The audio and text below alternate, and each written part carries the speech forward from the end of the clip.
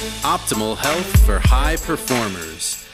This is the Health Upgrade Podcast with Dr. Navaz Habib.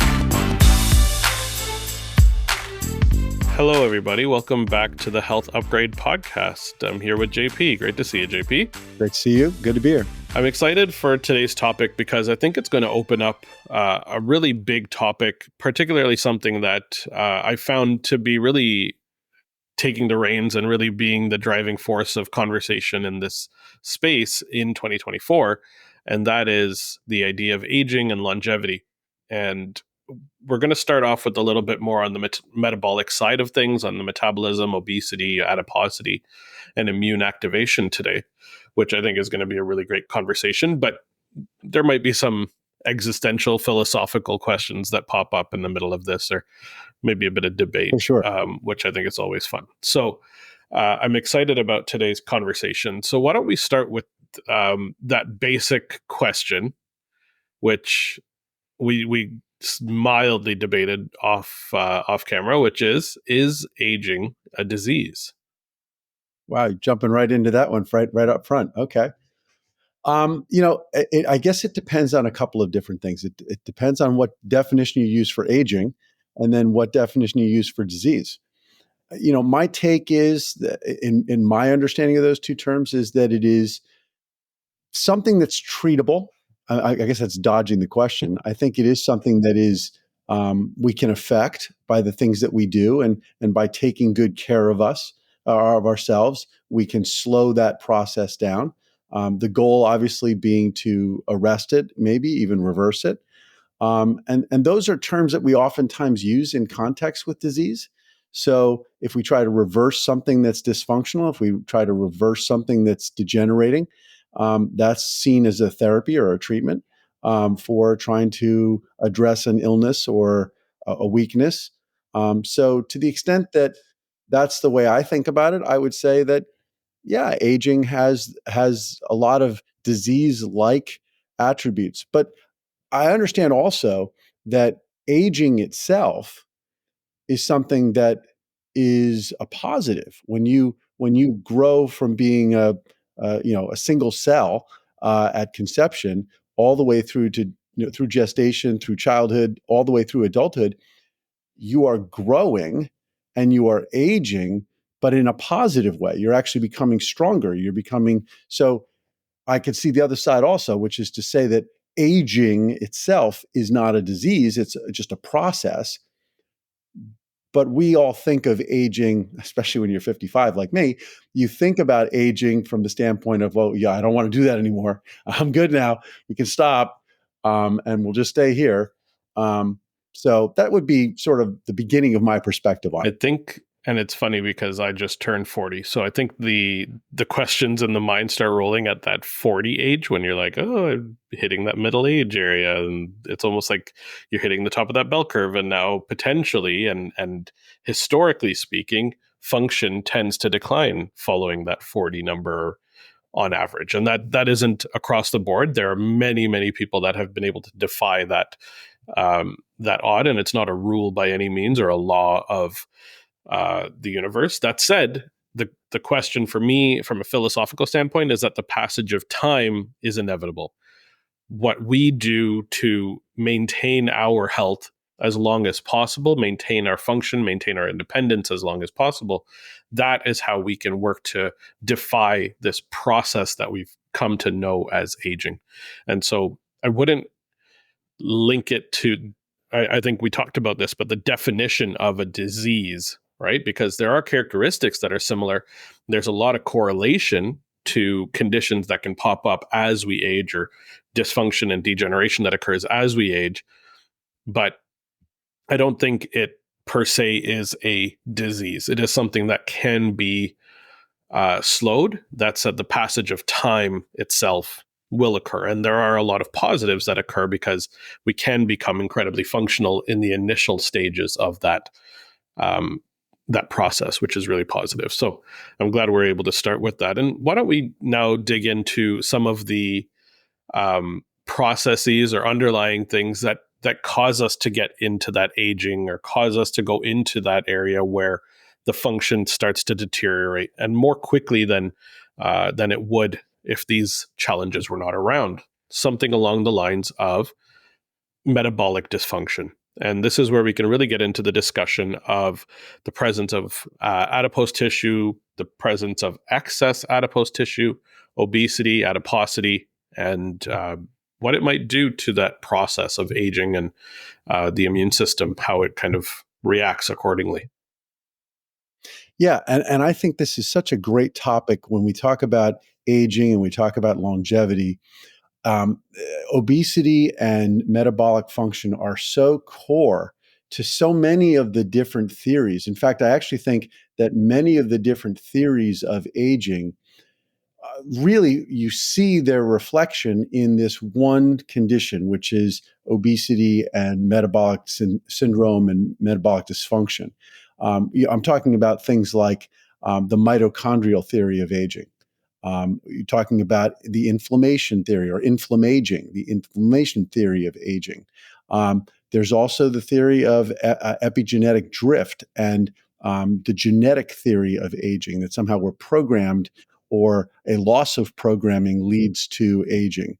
Um, I think that there's a degree to which reversing adiposity and reversing that metabolic dysfunction and sort of rejuvenating ourselves metabolically is a way to literally reverse aging. In fact, I remember back when I was married only a year or two, I think my wife bought me a scale for some, I don't know if it was Father's Day or a birthday or something, and it was one of those at the time, a scale that allowed you to not only weigh yourself, but also it would give you sort of your biological age. I'm not exactly sure how it did it, with some sort of electric current or passively measuring the resistance in your body or something. Like a bioimpedance type of, yeah. Exactly. I'm sure that's what it was. But I remember getting on it and thinking to myself, well, this is terrible because it's telling me older than I actually am. And I sort of committed myself at that point to getting myself really in good shape. I had been a power lifter. I had gone through a stage of sort of not working out very much, and because I had some injuries, and that led me to sort of gain weight that wasn't muscle. And by the time I got married, I was probably pushing about 235, 240 pounds. And I decided that I was going to get really into working out and running and dropping the weight. I had done that once before, and it had worked. So I started running and dieting and doing all the things you're supposed to do. And what I watched, not only was my weight go down, but I watched the biological clock on my scale go down. So God knows what the programming is that takes bioimpedance and turns it into a biological quote unquote age.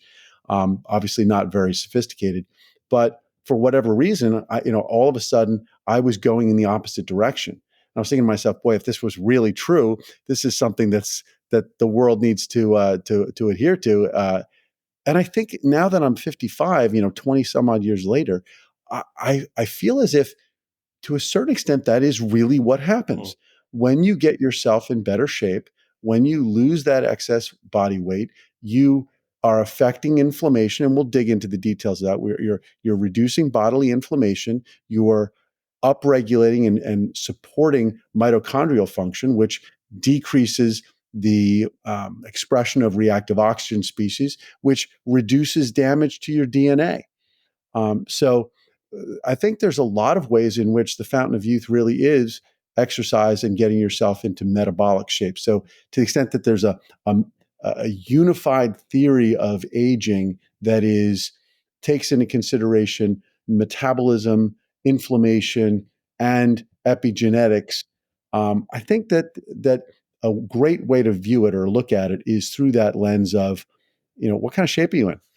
It's really pretty simple. Yeah, I will agree completely with that. And I think this idea of the bioimpedance testing and having some sort of feedback mechanism to tell us where we're at really goes to show that what we're not trying to do is necessarily stop the process of aging, but to not accelerate it past what the chronological time that's passing is. on average, right? And what we'd like is to have ideal function, ideal independence, ideal this concept of being 21 again, right? Like this idea that at that approximate age we tended to be at our greatest energy levels, at our greatest functionality, our muscle capacity was at its greatest, our nitric oxide levels are nice and high, our blood flow was working, our vagus nerves tended to work really well, and we were able to control inflammation and bounce back really quickly. And over time, that tends to decline on average. And there are certain processes that will accelerate that. And there are certain processes that occur as we age, of course, within the body. We know that hormones are going to change as we get into the 40s, 50s, 60s. Female hormones shift and we go into this menopausal state for the females. For the males, there's this concept menopause, which there are some changes to the hormonal structure and the hormonal kind of function internally that males have. And we seem to notice changes in our patterns, in our sleep, in our functionality. But those processes that tend to accelerate it, they tend to be those inflammatory processes. There's some sort of inflammatory trigger or inflammatory process that's occurring within the body that tends to accelerate that aging process. Why don't we start talking about some of those more common inflammatory triggers? Yeah, inflammation is clearly one of them. And metabolic dysfunction leads to inflammation, and inflammation leads to damage to the DNA, damage to the mitochondria. We've talked about this on other podcasts, where inflammation actually changes the levels of things like melatonin, increases the production of free radicals. It triggers signaling. One of the things that mitochondria use reactive oxygen species for is to signal within the cell, the health of the cell, and whether or not the cell should actually maybe even commit suicide. The Which mitochondrial is called DNA release, apoptosis. right? The mtDNA release that triggers the Yep. inflammasome activation. Yes, of course. Exactly.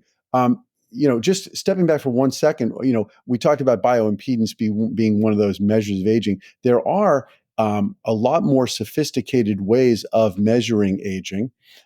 Things like epigenetic marks, looking at your DNA methylation state. There's new ones coming out that look at histone modification states. All of that's associated with how well the DNA and the use of DNA is being regulated in the cells.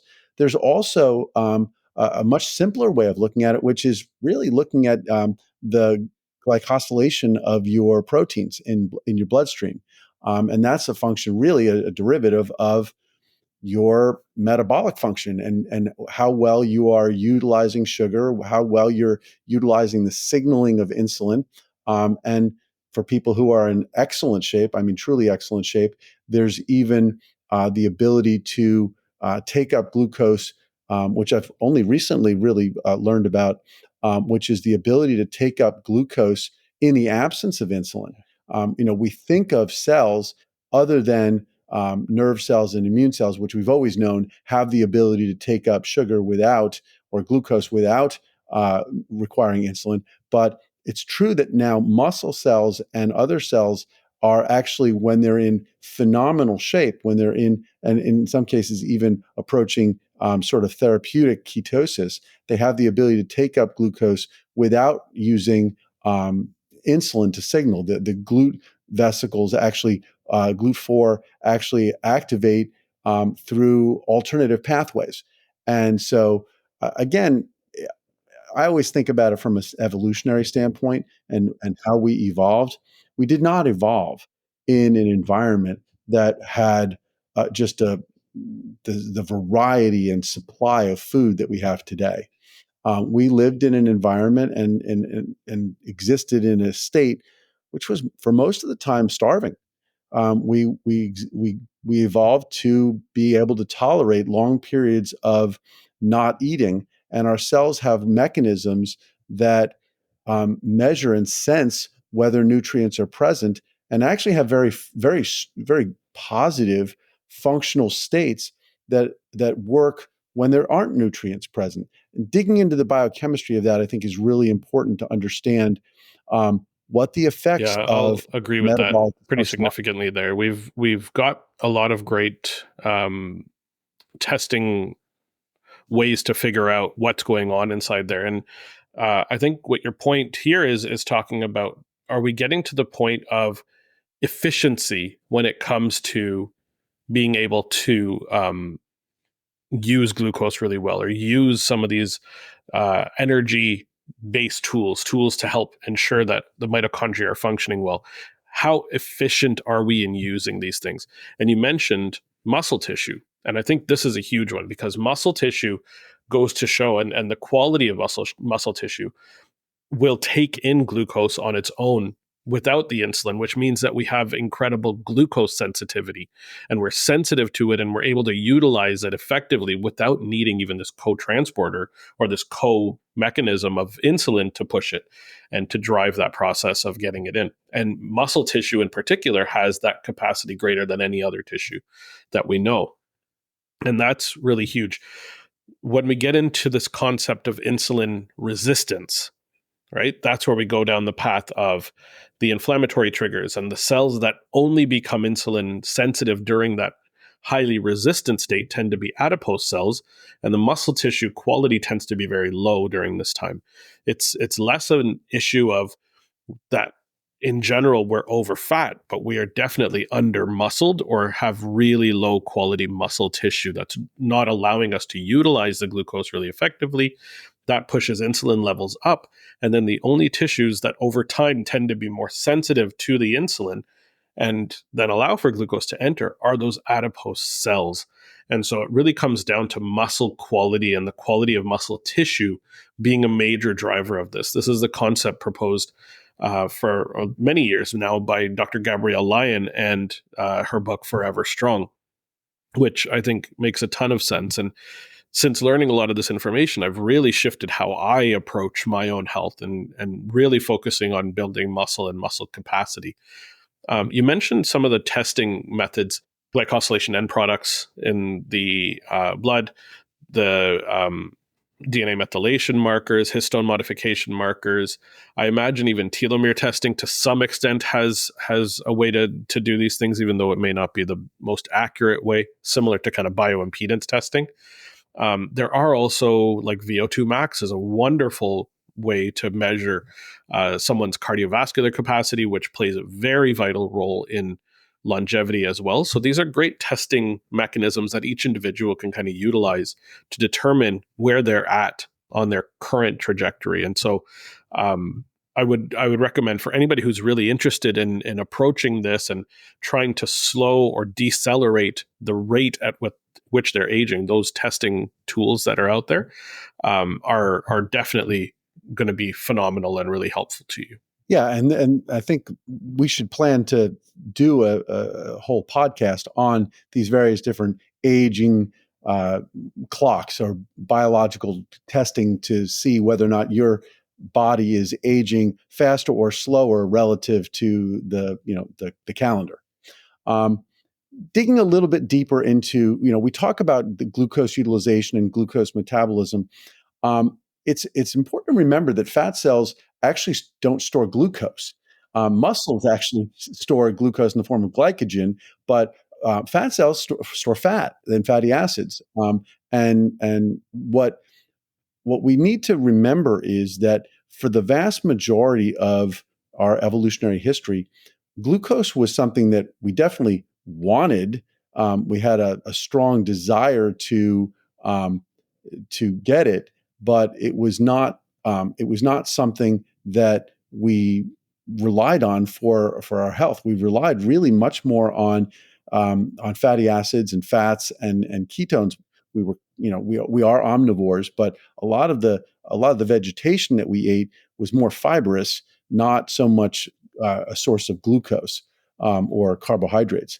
So when you think about cells, and this is true of yeast cells all the way through human brain cells. I mean, across the spectrum of eukaryotic cells, there are sensors within the cell that are structured as protein complexes that measure whether or not there is the presence of the nutrients necessary to build. Because cells really have three states that they can be in. They can be in an anabolic state, which is growth. They're trying to build new proteins, build new structures, replicate their DNA, replicate themselves. Or they can be in a state of stasis, which is sort of homeostasis, which is terminally differentiated cells. They're just existing and doing their jobs, but they need energy. They need to know whether or not they have the energy to conduct the biological and biochemical processes that they need to. And then there's the catabolic state in which they're sort of creative destruction, if you will. They're removing parts that they don't need anymore to recycle them. I liken it to like spring cleaning and recycling together. But the proteins that are involved, one of the most important proteins in that sensing of nutrients is called mTOR. We talked about it before in one of the previous podcasts. The mTOR stands for mechanistic target of rapamycin. It's one of those interesting situations where the drug rapamycin, or the chemical rapamycin, was actually discovered first. And then David Sabatini and his group really did a large portion of the work up at MIT to decode where rapamycin was binding, what that protein structure was that rapamycin attached to. And actually, it's actually a two-step process. But what does mTOR do? And it turns out mTOR is that all-important nutrient sensor. It has different features. It measures amino acid presence. It measures ATP presence. It measures whether an ATP is obviously the energy subunit. It measures even the heat effects of heat on the cell, whether or not you're in a cold environment versus a warm environment, which you can think about from the standpoint of cold water treatments and other things like that. What mTOR does, when mTOR is activated into an anabolic state, it's triggering more proteins being produced, more structures being built within the cell, more activity. And we think of that as very positive when you're young and growing. That's why you need lots of food, and you want to grow bigger. But once you're an adult, growing bigger actually has grave risks associated with it. It's what cancer is about. I mean, unregulated growth is cancer. It's also likely obesity. Yes, building muscle and maintaining muscle is really important, but it does involve, and this is why I get a little concerned when people start taking growth hormone and they're taking excess testosterone and things like that. Those are driving a growth process, a growth state in a stage of your life where that's not really what you want. What you really want is stability, or if you've indulged too much and you need to lose a little bit, then you want to periodically, or for some period of time, and then after that periodically, go through a period, not necessarily of starvation. I mean, yes, there are people who do fasts for 7 days or 3 days or even 10-day fasts. There's probably some value in doing that, but I don't necessarily think it's a requirement. I think what you want to do is get yourself into a state where you're not relying on glucose and a constant supply of externally supplied nutrients. You want to get into a state inside the cell where mTOR is shut down. And when mTOR gets shut down and that whole pro-growth pathway gets shut down, then you can slip into that, spring cleaning recycling program that clears out defective proteins, it clears out structures and organelles that you don't need. It actually triggers the rejuvenation of your mitochondria. The cell has a way of recognizing which organelles and which mitochondria are damaged and need to be replaced, and it preserves the ones that don't, that are healthy, and it will ultimately use those building blocks that it breaks those things down into to rebuild things that it needs. So it's sort of a rejuvenating process, like a little bit of a fountain of youth, if you will. I'm seeing a parallel here that mTOR activation seems like it's the accelerator, it's the growth, the push, the drive to become or to have and store nutrients that are required for our bodily functions to occur. But then we also need to push the brakes and give it an opportunity to clear out things that may not be working really effectively, where these nutrients may not have been laid down really effectively, where the breakdown of the mitochondria is occurring a little bit more rapidly, or there's damage to the DNA, and we need to clear those things out in order to allow for this to occur. And I think what you're pointing to here is an intermittent kind of pushing of the accelerator and pushing of the brakes, and having a bit of time where you're doing the growth side of things and then a bit of time when we're not. And what tends to happen in a situation where obesity, adiposity, and metabolic dysfunction occurs is we're constantly pushing the metabolic accelerator. We're constantly driving the anabolic process of growth without putting into account the times of catabolism, the times where we need to break down, clear out, and create that regulatory state on a regular basis. So we're not pushing the brakes from a metabolic or energy intake standpoint, which then leads to excess of these breakdown of mitochondria, excess of these end products of dysfunctional processes occurring in different cellular areas, which is going to be an instigator for immune system activation and trigger more of an inflammatory response. Does that sound pretty on the Yeah, it sounds on target. In fact, I was gonna make another parallel, which is we all have cell phones, we all have laptops and other devices that have lithium ion batteries in them, and they're it's gotten a little better, but there's a phenomenon which I think we all have experienced, which is when you first get your cell phone, your new iPhone, the battery lasts for a day or two, before you need to recharge it. And of course, most of us have the habit of charging it at night. So you get your new one, and you've only used half the battery charge, but you recharge it, and you recharge it back up to full capacity, and then you use it the next day, and you only use half of it, and you recharge. Well, what happens is if you never fully deplete the battery, if you never take that battery all the way down to zero, then you have a problem, because over time, the battery won't cycle properly. So you actually end up losing capacity, not because you ever didn't have it at 100%. You kept it at 100% longer than what the problem is that you never took it all the way down. So I think we need to recognize, as you said, the accelerator and the brake. Yes, it's fine to step on the accelerator when you're in growth mode, when you're young, et cetera. It's great to step on that and build muscle. But if you do that for too long, you're actually slowing or accelerating the pace of aging as well. And I think that's one of the things that I see people, advertising for products that will build lots of muscle in people who are in their 60s and 70s, and that's not a bad thing.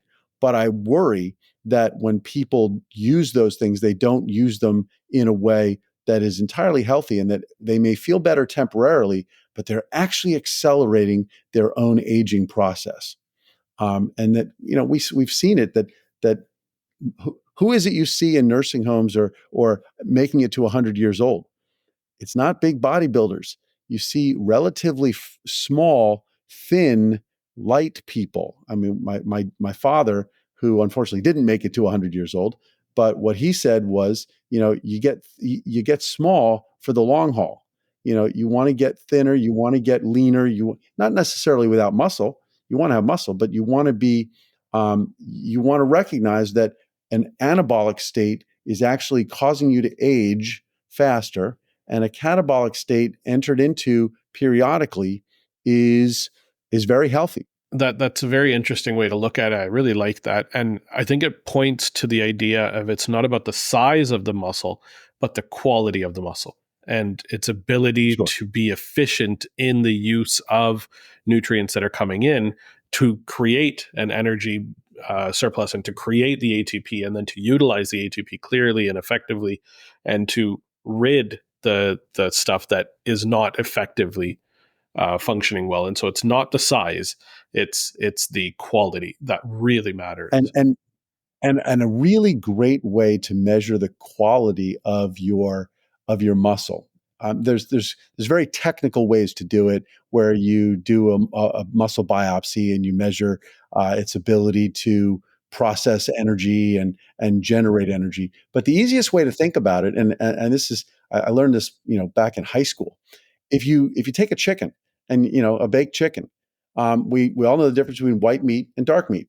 The dark meat of the chicken were the legs and the thighs. Well, that chicken, those are the muscles that were used a lot. Okay, these were flightless birds. They didn't fly. As a result, the breast meat is white. And what does that mean? Dark meat versus light meat. The dark meat has more mitochondria in it. Those muscles literally have a higher concentration of the organelles that generate ATP. And so you can do that to your own muscles. We used to talk about Lance Armstrong and the cyclists who are on the Tour de France.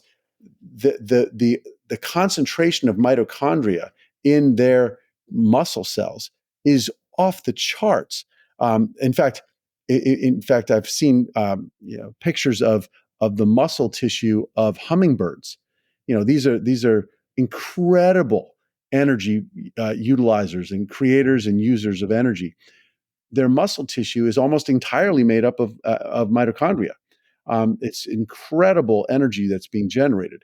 And so what you want to do is you want to be exercising and you want to use those muscles, and the lean muscle that you're generating when it's being used will start to have this more efficient capability of generating energy. And so you're right. If you're sedentary and you're not using that, it's not that you don't have muscle. There's muscle there, but that muscle is not high quality because it's not a really efficient user of that oxidative phosphorylation and the mitochondria and the energy that you want to be using. So that's if that's what you mean, and I'm sure you do, about high quality muscle. That's what we're talking about. Yeah, 100%. It comes down to efficiency, presence of mitochondria, and effectiveness of that mitochondria to do the job of producing energy and not having a whole ton of excess negative byproduct building up. And that's essentially what I was trying to say there. The studies behind this, there's quite a few that show that muscle quality plays a massive role in disease processes not occurring, or as a direct sign that these processes are less likely to occur. There was a really interesting study. I completely forget the name of it, and I believe it came out in 2022 or 2023, and it was an AI-based study where they retrospectively went and looked at something like 6,000 CT scans and MRIs, and they retrospectively looked to see, did these people over the past 20 years or something along those lines, what was their risk of passing away, and what were some of the findings that were found on the CT scans that would have indicated that something was occurring. And it came down to the presence of fat deposition within the muscle tissue being the single greatest driver, the single greatest finding on these CT and MRI scans that indicated that this person was at risk of having a health condition that would have caused what they were looking for were the cardiovascular diseases, primarily the four horsemen of health and disease. And so it came down to the quality of the muscle, the lack of presence of fat tissue within the muscle itself. So the deposition of fat tissue was a driver of and a direct sign of, I believe it was a 20% increased risk of all-cause mortality across the board when there was an increase in fat deposition in the muscle tissue. Well, and if you think about what all-cause mortality typically entails, it typically entails things like cancer, things like diabetes, things like central nervous system degeneration, and heart disease. I mean, those are if you talk about the four horsemen, those are probably a reasonable approximation of what the four horsemen should be. And all of those have a higher a level of occurrence or a rate of occurrence as you age. And what is it about the aging process that leads to it? Well, it's let me back up for a second. What is it about being overweight or those intramuscular fat deposits that you're talking about, which are indicative of being in sort of a metabolically dysfunctional state? What it's doing is the presence of those nutrients, the excess nutrients, the years of not taking care of the body, has led to longer periods of excess growth, longer periods of your cells being in a state where they're at higher risk for reactive oxygen species damaging the epigenetic marks on the DNA. There longer times for there to be a damage to the mitochondrial DNA, longer periods of time where you're not in an optimal oxidative phosphorylation state. You're relying on glucose more than on ketone bodies and fatty acids to drive your metabolism within your cells.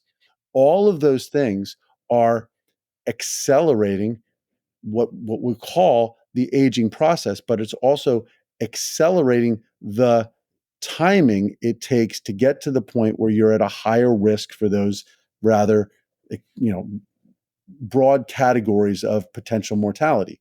So, yes, being overweight ages you. That's probably the easiest way to say it.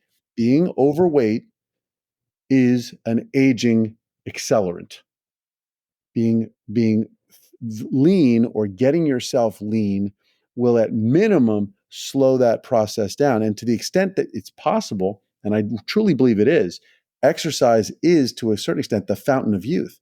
It has the ability to literally reverse some of that aging process, or at least it will feel that way because you'll feel better and you're doing good. I want to talk a little bit about the mechanism by which the presence of excess body fat, excess or obesity, I guess is what we're calling it nowadays, will drive that inflammatory and immune activation within the that particular tissue and throughout the entirety of the rest of the body. What is the role of the immune cells, the macrophages in particular? What's the role in the size of those fat cells? Let's get into how the process of this works and why the presence of and the size of the extent of the obesity will actually drive more inflammatory processes. Yeah, so it starts, and we've had I think a couple of opportunities to talk about this in other podcasts, but it's always good to sort of get back to the basics here. Fat cells are relatively long-lived cells in your body. All cells in your body have a life expectancy, and they turn over. And it's a normal process. Your blood cells, red blood cells do it on every 90 days. Fat cells last for, 2, 3, 4, 5 years. And their job is to store energy and to release it when you need it in periods of starvation and periods of plenty. They'll expand. And what's expanding and contracting is not the overall cell. It's the bubble of lipids that's inside it. They're specially designed to hold lipids in a healthy way. Most other cells in your body don't have the capacity to hold large quantities of lipids, fats, or fatty acids in them in a stable way. And that actually is where that's presaging what the problem is. When these cells reach the point where they are at their end of their natural life cycle, they are cleared out and replaced, and all of that is coordinated and in fact conducted by a group of macrophages. These are innate immune cells that we've talked about at length, and they're very important. These are the tissue resident macrophages of your fat cells. And so they're present at all times. They're there to defend, yes, but primarily it's there to maintain homeostasis and to keep that tissue functioning properly. And one of their important jobs is debris clearance. And they are supposed to sort of engulf the dying cell or the cell that has committed suicide, apoptosis, and remove it, and then release the growth factors for the progenitor cells to produce a new fat cell to take over. Now, when you have lean fat cells that are going through this process, the adipose tissue macrophage, or ATM, is just about large enough to have the ability to take care of it all by itself. But when that fat cell is oversized, when it's hypertrophic, what ends up happening is that macrophage can't do that job by itself. Or if it does, it becomes sort of almost poisoned by the lipids that were inside that fat cell. And that leads to dysfunction both of the surrounding tissue as well as to that macrophage. Now, when it was lean and the macrophage was able to do that what's called efferocytosis, debris clearance, that's a non-inflammatory process. But when it happens and the fat cell is large, it becomes an inflammatory process. And this does a couple of things. One thing is that it recruits in other immune cells that are not necessarily so devoted to homeostasis. They're the recruited macrophages that come in, and they're much more inflammatory. Their sort of ground state, if you will, is to be inflammatory. The other thing that happens is all of those growth factors that the macrophages are supposed to be releasing in order to cause new fat cells to come into existence to take on the burden of fat storage and as the new replacement, that doesn't happen. And so what you end up with is this sort of messy situation where it's actually a necrotic center. It's the macrophage is there, the enlarged fat cell is not functioning properly. It's trying to die. It's actually not going through a peaceful process. It's going through a rather messy process of dying. The adipose tissue around it actually ends up merging with those cells. You get multinucleated cells. And all of that sounds pretty dysfunctional, and it is. It's also highly inflammatory. And that, if it's large enough in that region over time, doesn't happen immediately. Like you can go and you can, overeat and you can store fat, and you can do that even for, a reasonably long period of time, weeks, months, et cetera. We're designed to gain weight during cold periods to insulate ourselves. But what you want to do is make certain that you get rid of that. That if you go into energy surplus, you use that up and you get back down. It's like the battery. It's just like the battery. You want to charge it up? That's fine. It's great to have a battery at 100%. That's fine. But use it all the way up, go all the way down to zero before you recharge it again. Yeah. Don't keep doing it at 75 to 100%. Does that make sense? Yeah, I remember watching an explanation by Elon Musk about why you don't charge a Tesla battery past kind of that 85% mark. And it dawned on me, and it made a lot of sense. And I think there's a great parallel here. The idea is that you can think of a battery like a parking lot. And there's a spot for these energy cells to go and be stored in each different parking lot. There's different sizes, there's different shapes. And the idea is that the energy that comes into the battery needs to park into spots in the parking lot. And when a parking lot is empty, finding a parking spot is nice and easy. You can go and find any parking spot, go and park. You're not going to go bump into somebody else. There's not a lot of cross reactivity between the different cells of energy that are going to be coming in, and the parking lot is a nice, safe place. As that parking lot becomes more full, and that's why initially when you start charging a phone or start charging a battery, tends to speed really quickly. Like you get that acceleration of energy coming in, and the battery percentage will increase very drastically. And then it slows as you get closer to that top part, because as the battery starts to fill up, those parking spots become more full, and it becomes more difficult for the energy that's coming in to find a new parking spot. And so if you can imagine a parking spot and in a parking lot that's 80% full or 90% full or getting close to that 100%, the energy ideally is still flowing in at the same rate when we've plugged in the phone, and we have all this energy coming in, and it's trying to find a parking spot, and it's much more difficult to find it. And so the risk of crashing into one another, the risk of crashing into a car that's in a parking spot, right? We have this increased risk of breakdown that can occur, or increased risk of damage in the parking lot itself that can occur.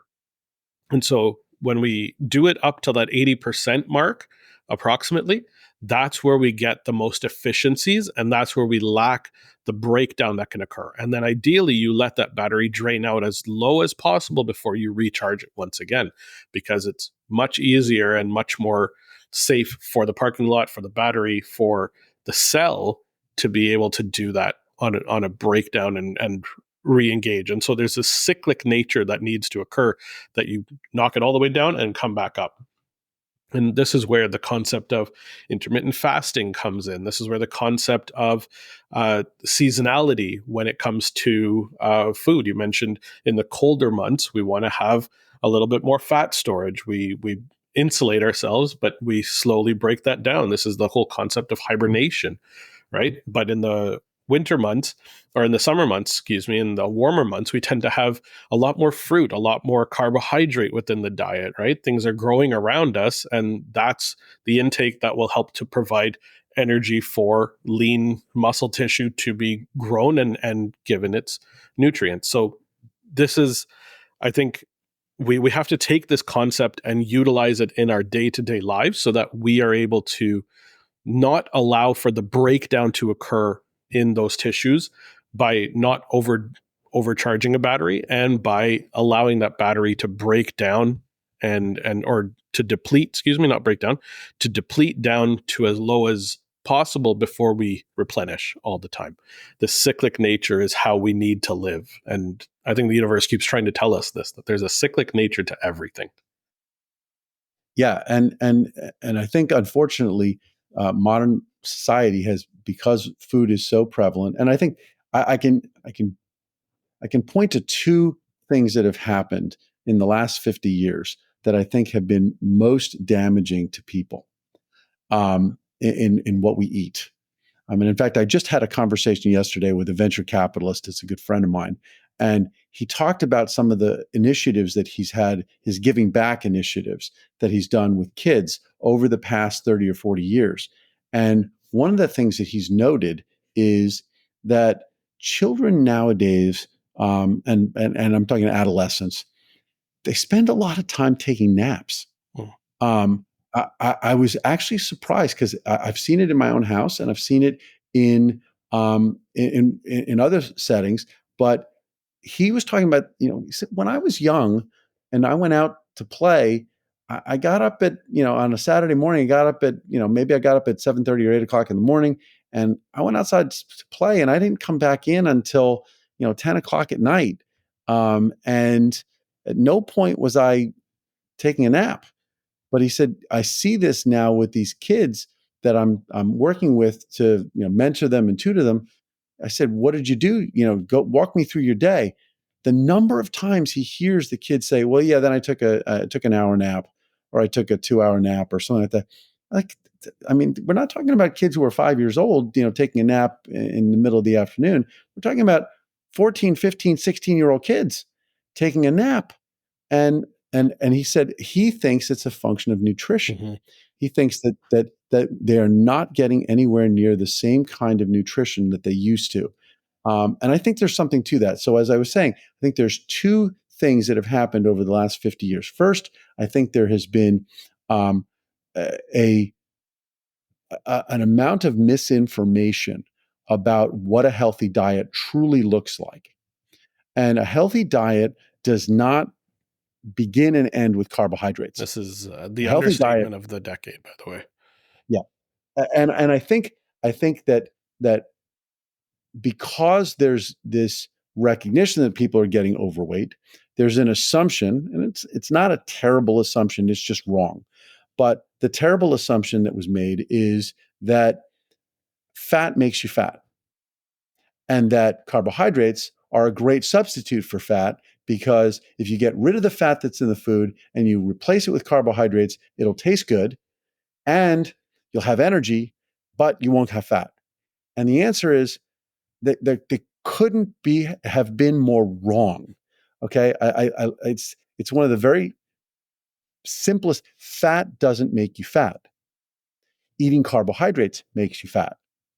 Eating fat gives you the proper energy that your body is supposed to use and is evolutionarily designed to use. It is not designed to use glucose. It is capable of using it. It likes using it because it's easy. But as is most of the time, the easy solution isn't the right solution. Okay. The difference between all these, like an ethanol 85 fuel and like jet fuel, basically between the two, right? Between the efficiency that you can have with a little bit of jet fuel versus a little or like a significant amount that you generally would need of ethanol 85 to get the same outcome. And imagine all of the stuff that you're going to be building up when you're breaking down that ethanol 85 fuel.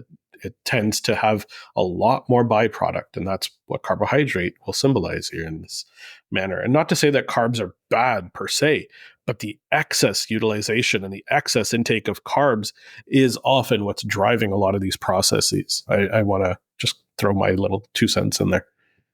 No, it's what you want to do is get your body into, and I'm not necessarily promoting the ketogenic diet, but what I'm proposing is that you want your body to be fully capable and rely most of the time on ketones and fatty acids for energy generation, not on carbohydrates and sugars. To the extent that you can do that, and that doesn't mean you can't have an ice cream cone every once in a while. It doesn't mean you can't have a bowl of pasta. It doesn't mean I like rice. I eat rice with a lot of my meals, but do it in moderation, because what your body really wants is the fats. And we like them. I mean, that's the other. We actually like them. We want to eat them, and we're being told not to. My mind goes to the difference between pleasure and happiness. We talked about that on a podcast, about the fact that dopamine is an incredibly powerful motivator of behavior, even more than serotonin, which is more associated with happiness and contentment. Mm-hmm. And yet, what we find is that serotonin is far more critical for your health. That if you go on a dopamine binge and then you withdraw, yeah, you might not be happy, you might be bored, but you're not going to die. Whereas if you have a high levels of serotonin, even by taking a drug that increases the levels of serotonin, when you withdraw from that can kill you. Okay, so the same thing here. It's not that we don't like sugars and carbohydrates. We do, and we can use them, but withdrawing them feels terrible. But you need the fats and the proteins. You can absolutely live without a single gram of carbohydrates. In fact, your body will actually really appreciate it for some period of time. That's proof is very clearly in the use of the carnivore diet, right? In certain situations. And I'm not here throwing the carnivore diet as an option for everybody, but it is a wonderful elimination diet for a short period of time, showing that your body does not truly need carbohydrates to function. It likes it, and it is good in certain situations and certain circumstances, but that style of diet proves that the need for carbohydrate is not there. Yeah, I'll give a perfect example in me. A couple of years ago, I decided I gained a little bit more weight back than I wanted to, and I was still working out, but I wasn't doing as much as I wanted to, and I wanted to drop some weight. So what did I do? I went on, not a fully strict ketogenic diet, but I went much closer to that carnivore diet. Instead of snacking on chips or snacking on a carbohydrate or bready things, I started eating turkey jerky and things that were more meat based as my snack food. Found that I wasn't anywhere near as hungry. Mm-hmm. And that was a big part of it, obviously, just lowering the intake. And it's the protein that's also driving that, because the protein stimulates that satiety response, that GLP-1 activation within the gut. Whole nother side of things as well. So protein is key here. That whole GLP-1 fad that we're in right now of people losing weight. It's you can do it with a bag of turkey jerky. But I was also at the same time running on 10 to 12 miles a day. And people would say, how can you possibly do that without having some carbohydrates in your system? Kind of easily. There was never any point at which I felt, that I didn't have the energy to go work out. And I will tell you that not only did I also found that I was relatively injury free during that period, running really what most people would consider, almost a half a marathon every day. And I found that there were far fewer injuries that I was experiencing because I had the protein and I had the fats necessary to not only have the energy to rebuild, but the fuel to rebuild. Carbohydrates and those empty calories don't necessarily give you the building blocks to repair from your injuries and the wear and tear that you get from doing that kind of exercise. So I actually think it's healthier from a recovery standpoint. Yeah. There's no question about it. I will completely agree with that. One of the missing pieces here is the context of the form of carbohydrate. So I want to make sure that people know that when we talk about the excess consumption of carbohydrate, it tends to be from a heavily processed source. It tends to be from foods that we've really pushed out of their natural form and put into like excessive bread, excessive pasta, right? Excessive chips. Chips is a huge one because that has seed oils, which are not good fats, in addition to the excess carbohydrate, right? And we tend to have all of these accompaniments to our meals as these processed carbohydrates. And then you mentioned this word, and I wanted to bring it up, is the concept of snacking. And snacks being a really, really big thing that's occurring right now. And we're seeing it with my kids. I see it all the time. They would rather have a snack than a meal. And they would rather have multiple intake moments through the day and not eat a proper meal when it comes to dinner time or breakfast time. They would rather have a little bit of this and then have a little bit of that. And their bodies have almost become used to this idea of having a little bit all the time so that they never feel hungry.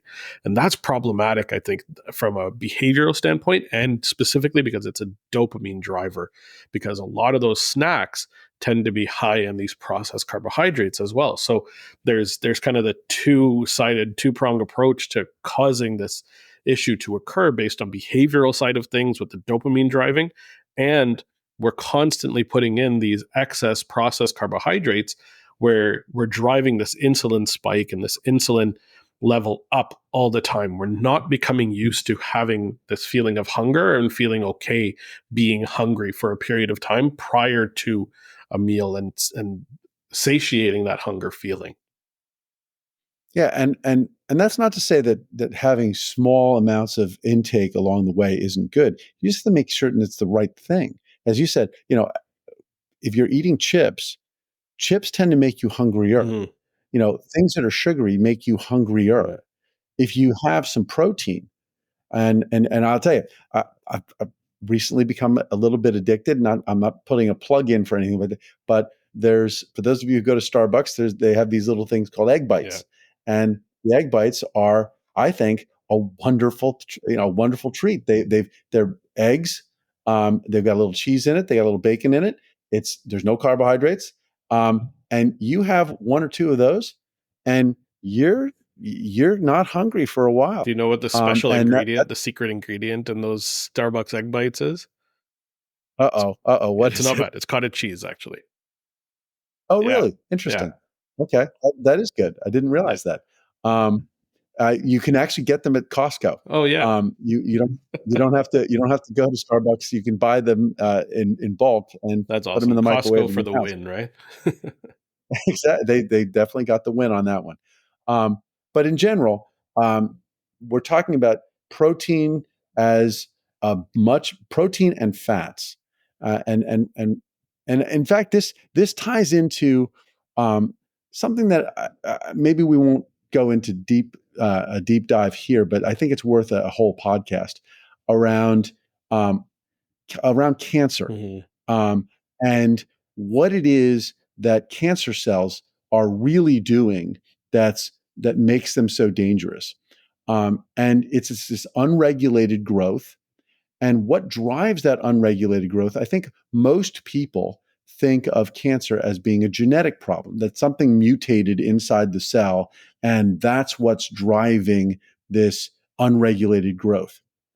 That is wrong. That is not true.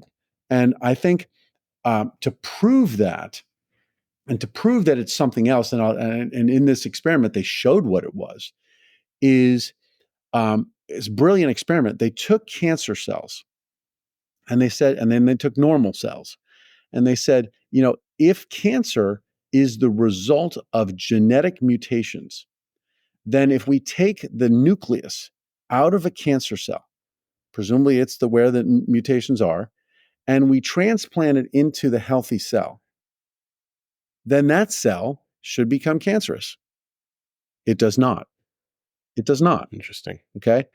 However, what they did was, if you take the cancer cell and you take the mitochondria out of the healthy cell and transplant the healthy mitochondria, into the cancer cell ceases to be a cancer cell. Wow. And that shows that cancer is, in and of itself, really a metabolic problem, in much the same way the metabolic theory of aging and the metabolic theory of cancer are really one and the same. What they're showing is that when metabolism becomes dysregulated, and it can become dysregulated from obesity, Totally. that what you're doing is you're putting a strain on those cells and you're prematurely aging them. Mm-hmm. And what happens is you end up seeing changes, and it's a misnomer to say that these genes are mutated in the sense that their sequence is changed, because the sequence isn't changed, okay? Because if it's changed, then you're going to produce something that's non-functional. The protein is going to be non-functional. You're actually getting what they now refer to as a gain of function. The cell starts to become cancerous because it's producing proteins that it shouldn't. It's doing things that it shouldn't. It's gaining functions that it shouldn't. And when it does that, that's a function of, and we've talked about this before, about removing the controls on that cell production of proteins. And that's in the epigenome. Well, what changes the epigenome is the reactive oxygen species that are coming out of dysfunctional mitochondria. So it's no wonder if you replace the mitochondria, then you won't have those reactive oxygen species driving this unregulated production of proteins or dysregulated production of proteins, which can lead to cancer. Yeah. So it really I comes think at the down end of to the concept that cancer actually is a metabolic condition and not necessarily just a genetic condition. It's a combination, of course, but it's the metabolic process that's driving the growth to occur rather than the genetic breakdown and the genetic mutation that may be the specific cause. Yeah, I think what's happening is, or what I think the evidence is now showing, is that when you have unregulated growth, it is a function of more proteins being produced by that cell than they should. And what drives that protein growth is either mTOR being activated more than it should be, or the mitochondria actually having removed the epigenetic marks. And it's interesting that a lot of the oncogenes that get talked about, these are genes that are associated with oncological problems, cancer precursor genes. Those genes oftentimes are associated with mitochondrial function. Okay, P53, RAS, and other things. Those have effects on mitochondrial function. So if you dysregulate the mitochondria more, in fact, there are obviously gene mutations like BRCA1, BRCA2, things like that. Where do they have their effects? Where do those genes have their normal effects? It's on the metabolism of that cell. And it goes back, 100 years to Otto Warburg.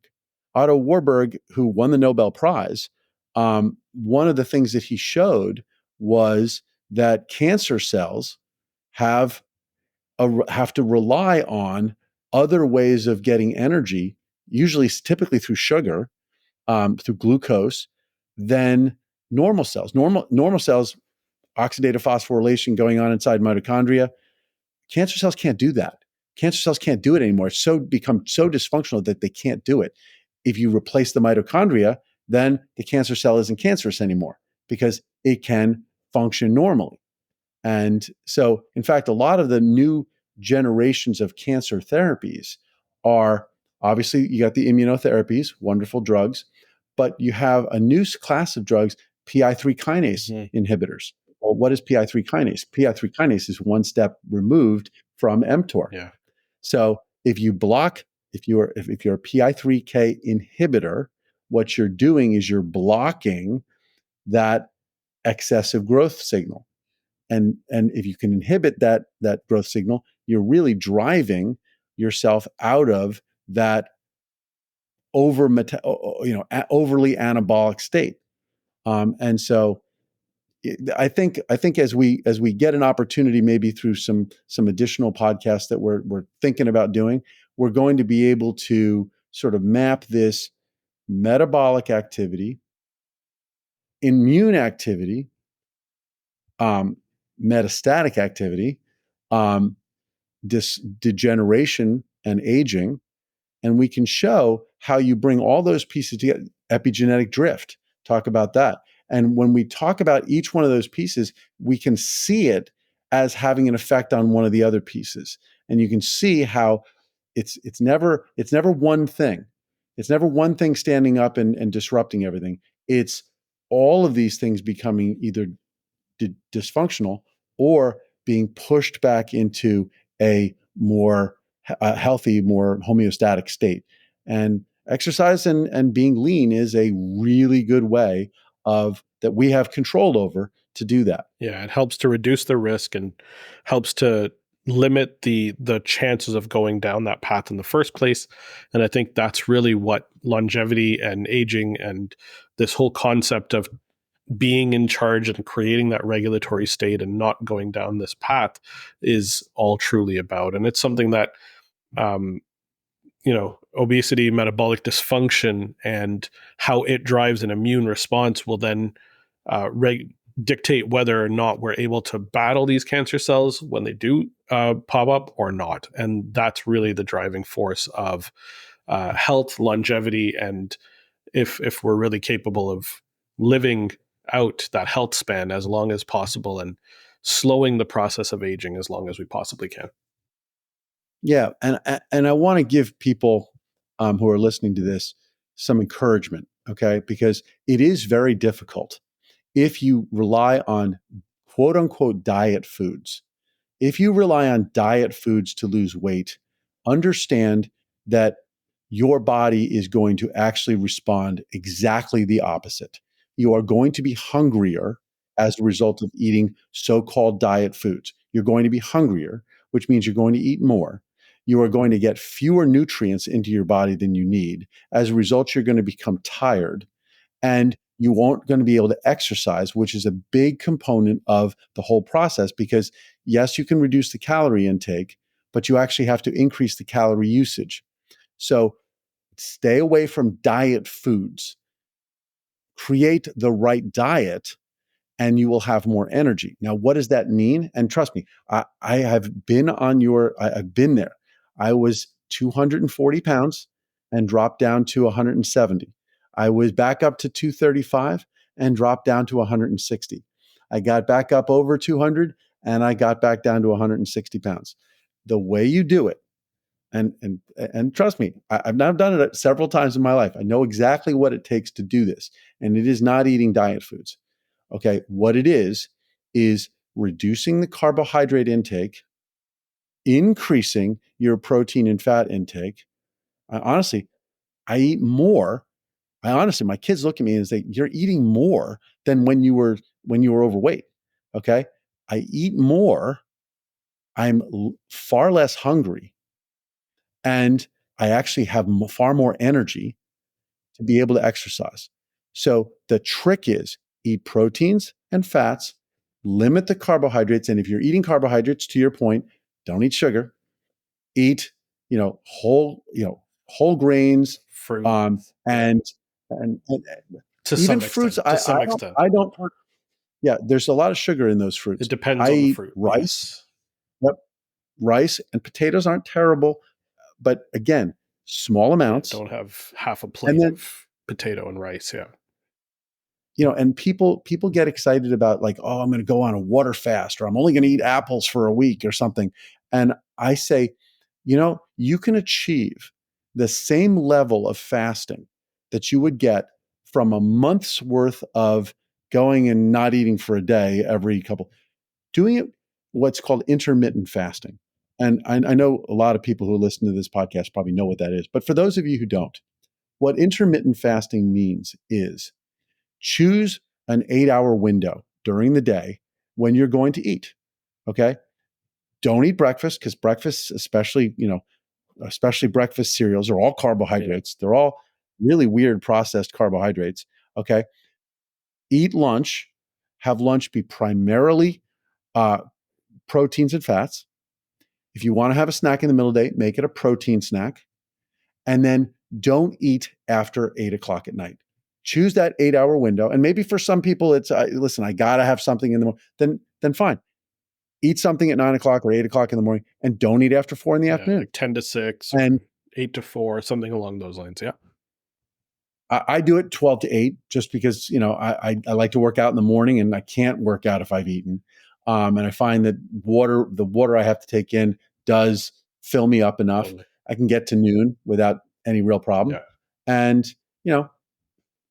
and don't beat yourself up if it means that you ate at 12:15 but because your kids had basketball practice, you couldn't eat until 9 o'clock at night. It's fine. Don't worry about it. But you can see that you're still giving yourself somewhere between 15 and 16 hours every day where you're not eating, but you're sleeping for half of it. Yeah. So you really aren't suffering. It's not like trying to go without food for a day or two. I mean, that hurts. Intermittent fasting doesn't hurt. And so I would say the only other piece of it is, I would say, try to limit the alcohol intake. Alcohol has literally no positive effects that I have found.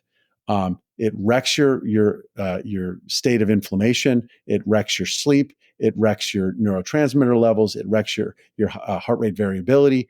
I know it's part of society, but to the extent that you can be the designated driver, just be the guy who's going to take everyone's keys and get them home safely, and you'll be laughing to yourself that you're the one who's going to look the best at the bar.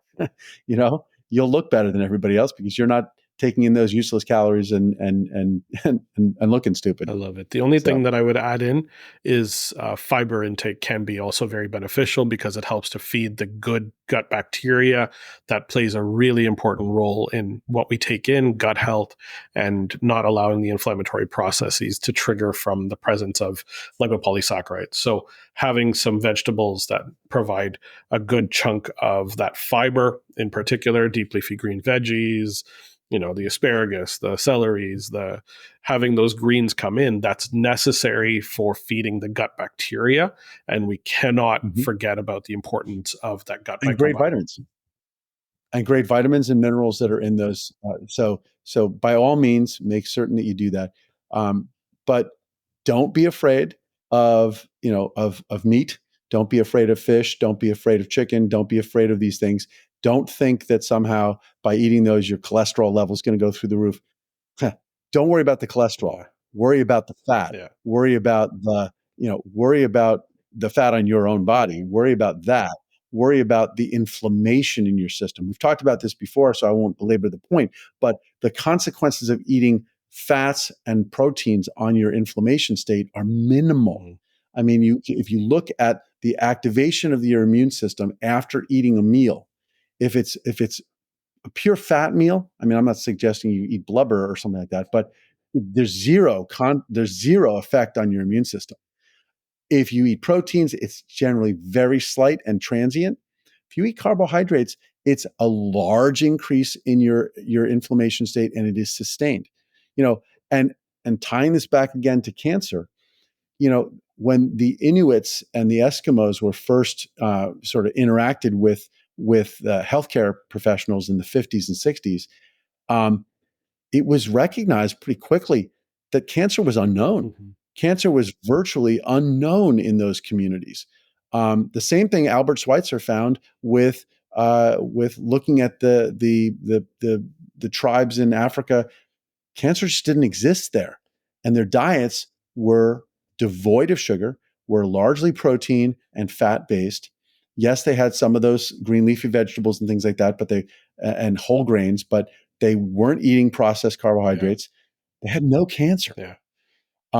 Cancer is, yes, it existed periodically throughout history, but cancer, the explosion of cancers, is paralleling all of those decisions that have been made since the 1950s and 1960s. When we look back and we think to ourselves, boy, they were using lard to cook with, they were eating steaks and pork every night, and they were eating, but they were eating whole foods, and they weren't eating lots of processed carbohydrates. And their cancer levels and their obesity levels and their diabetes was 4% of the population in 1950. It's pushing like 40% now. It's gone up by a factor of 10. And we've gotten more obese, and they were eating things that we think that modern society has been told that the diet from the 1940s and 1950s was terrible, that it would give you heart disease, it was making you fat. Well, they weren't. Yeah. They weren't back then, and they are now. Yeah. So, it doesn't take a rocket scientist to figure out that whatever we're doing now must be the thing, and whatever they were doing back then must actually work. Not to mention the explosion in autoimmune diseases and gut dysfunction and significant chronic conditions that are associated with aging, but in fact happen because of a lot of these things that are going into our bodies, driving the inflammatory process, and we're not there regulating it really effectively. And that's where the vagus nerve comes in. That's where acetylcholine and immune regulation comes in. And so this is where that conversation continues. But I'm really, really glad we were able to go through today's topic of obesity, adiposity, how adipose tissue activates the immune system, and a lot of really wonderful strategies on how to make big changes. And I've had similar experiences to you with the ups and downs and the weight and knowing what works and what doesn't. And there's a lot to be said and a lot to be done because, like you mentioned, the rate at which people are experiencing obesity, diabetes, metabolic dysfunction, insulin resistance, it's massive, and it's way too much to allow for us to thrive as a species. And I'm hopeful that this episode provides some context and some pathway for people to really take some positive steps in re-engaging with their muscle, with their food, with their nutrition, with their ability to deal with hunger, with some intermittent fasting tools, little tidbits that you can pick and choose from and create a plan that works for themselves so that they can go out and really change the world in the best possible way for themselves. I couldn't have said that better. I think that's exactly what we're hoping for. And to the extent that people have questions and want to contact us about this, we're happy to respond. Yeah, absolutely. Reach out if you have any questions, and find us on Instagram. Check us out and make sure that you're sharing this info with anybody that you think could utilize this information. And so thank you from the two of us for listening to getting to the end of this episode. And we look forward to seeing you on the next one. Wishing you upgraded health.